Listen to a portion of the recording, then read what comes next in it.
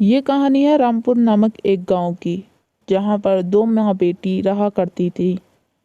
विमला का हमेशा यही सपना था कि उसकी बेटी पढ़ लिख कर कुछ बड़ी अफसर बने।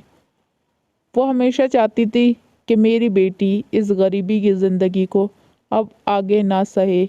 इसीलिए बेटा, मैं तेरा दाखिला कॉलेज में करवाना चाहती हूँ। तू खूब पढ़ लिख कर आगे बढ़ना। मैं नहीं चाहती कि ये गरीबी की जिंदगी तू भी ऐसे ही गुजारे। मैं तुझे कुछ बड़ा बनते हुए देखना चाहती हूँ। लेकिन माँ, मैं क्या करूँगी पढ़ के? लेकिन तो कह रही है तो मैं पढ़ने चली जाऊँगी। मैं तेरे लिए इतना तो कर ही सकती हूँ। मैं ये बात अपनी दोस्तों को बता के आती हूँ कि मैं यूनिवर्सिटी में जा रही हूँ। नंदनी खुशी खुशी अपनी सहेली से कहती है, पता है, मैं यूनिवर्सिटी में दाखिला ले रही हूँ। मेरी माँ मुझे वहाँ पढ़ाएगी।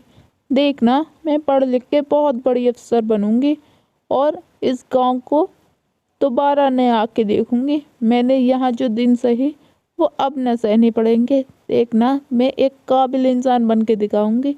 तो ये तो देख, तेरी बूढ़ी माँ कहाँ से लेके आएंगे तुझे पढ़ाने के लिए पैसे। तूने भी हाँ कर दी। चल ठीक है, तेरी इच्छा के आगे हम क्या ही कह सकते हैं। वैसे कॉलेज में सिर्फ पढ़ाई करना, बाकी फालतू बातों में मत लग जाना। पता चले अफसर की बजाय दफ्तर में सफाई करती नजर आए। मुझसे इस तरीके से कहने की क्या ज़रूरत है तुझे? अरे, मैं अपने काबिलियत से बन के दिखाऊंगी। मुझे ज़्यादा समझाने की ज़रूरत नहीं कि मुझे क्या करना चाहिए और क्या नहीं। वैसे भी तुम खुद को संभालो। तुम्हारी इतनी हैसियत तो है नहीं कि कॉलेज जा सको। मैं जा रही हूँ तो तुम्हें जलन हो रही है। ऐसा है, अपने मुंह बंद रखा करो। अगले दिन नंदिनी कॉलेज पहुंच जाती है, जहां पर उसे कई लोग मिलते हैं जिनसे नंदिनी खूब अच्छे से बात करती है। उसे पहली बार इतने बड़े कॉलेज में आकर बहुत ज़्यादा अच्छा लग रहा था। नंदिनी सबसे ही दोस्ती वहां पर कर लेती है। जब नंदिनी घर वापस आ रही होती है तो उसे अपने ही क्लास का एक लड़का दिखाई देता है, जिसे नंदिनी खामोशी से देखती रहती है। तभी वो लड़का कहता है, अरे, तुम तो वही हो ना जो हमारे कॉलेज में नई आई हो। मैंने सुना है तुम पढ़ने में काफ़ी अच्छी हो। मुझे तुमसे मिलकर बहुत अच्छा लगा। अरे नहीं, ऐसी कोई बात नहीं है। मुझे भी आपसे मिलकर बहुत ज़्यादा अच्छा लगा। और आप भी तो बहुत ही ज़्यादा इंटेलिजेंट है ना, इसीलिए आप तो मेरी खामखा तारीफ कर रहे हैं। नंदिनी को उस लड़के से बात करके बहुत ज़्यादा अच्छा लगता है और वो उस दिन अपने घर ले जाने में भी थोड़ी लेट हो जाती है। वो बातों ही बातों में भूल जाती है। जब नंदिनी अपने घर आती है तो उसका गांव का ही एक आदमी उसकी माँ को कर्जा मांगने के लिए परेशान करता है। नंदिनी ये सब देखती रहती है। अरे भाई साहब, मैं आपका कर्जा वक्त पे दे दूंगी। आप मेरे घर आकर रोज रोज यूं परेशान ना किया करें। मैं आपका कर्जा जल्द ही वापस कर दूंगी। माँ, ये कौन था? तूने क्या इससे पैसे उधार लिए हैं? माँ, मैंने कहा था ना मुझे कॉलेज नहीं जाना, और तू मेरे पीछे ये सब लोगों से पैसे उधार मत लिया कर। अरे बेटा, तू एक बार कुछ बन जा। मुझे फिर किसी से मांगने की ज़रूरत नहीं पड़ेगी, क्योंकि मुझे पता है मेरे पास एक काबिल बेटी है। तू एक बार अफसर बन जा, फिर नहीं मांगूंगी। जहाँ नंदिनी की माँ को उससे इतनी आशाएं थी, वहीं नंदिनी को अपनी माँ की बिल्कुल फिक्र नहीं थी। वो पढ़ाई लिखाई में बिल्कुल ध्यान नहीं देती, उसका ध्यान कहीं और ही चल रहा था। अरे नंदिनी बेटा, तू आजकल पढ़ने में बिल्कुल ध्यान नहीं दे रही है। मैं देख रही हूँ, तू आजकल घर पर आके अपनी किताबें भी नहीं खोलती है। बेटा, पढ़ाई किया कर, तुझे कुछ बनना है। अरे माँ, ये कैसी बातें कर रही हो? कुछ बनना है, बनना है, बनना है। अरे बन जाऊंगी। और वैसे भी अगर ना बनूंगी तो क्या हुआ, किसी अमीर लड़के से शादी कर लूंगी तो वैसे भी मेरी लाइफ सुधर ही जाएगी। नंदिनी के मुंह से ऐसी बात सुन के विमला के तो जैसे होश ही उड़ जाते हैं। उसे यकीन नहीं होता कि उसकी बेटी ये कैसी कैसी बातें कर रही होती है। ऐसे ही कुछ दिन बीत जाते हैं।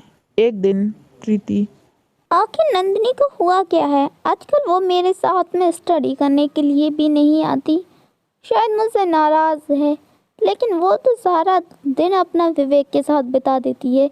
इस लड़की का पढ़ाई में कुछ होगा या नहीं, पता नहीं क्या चल रहा है। जब प्रीति कमरे से बाहर आती है तो देखती है उसके घर में विवेक खड़ा हुआ है। अरे प्रीति, तुम मुझे क्या अपनी स्टडी की बुक दे सकती हो और मेरे साथ पढ़ाई करोगी? लेकिन तुम तो नंदिनी के साथ रहते हो ना, मैं तुम्हारे साथ क्यों पढूं? और वैसे भी तुम वहीं जाके पढ़ो, मुझे तुम्हारे साथ पढ़ने में कोई इंटरेस्ट नहीं है। समझ में आया? इसीलिए मुझसे पढ़ाई की कहने की कोई ज़रूरत नहीं। अरे तुम तो खामखा नाराज हो रही हो प्रीति।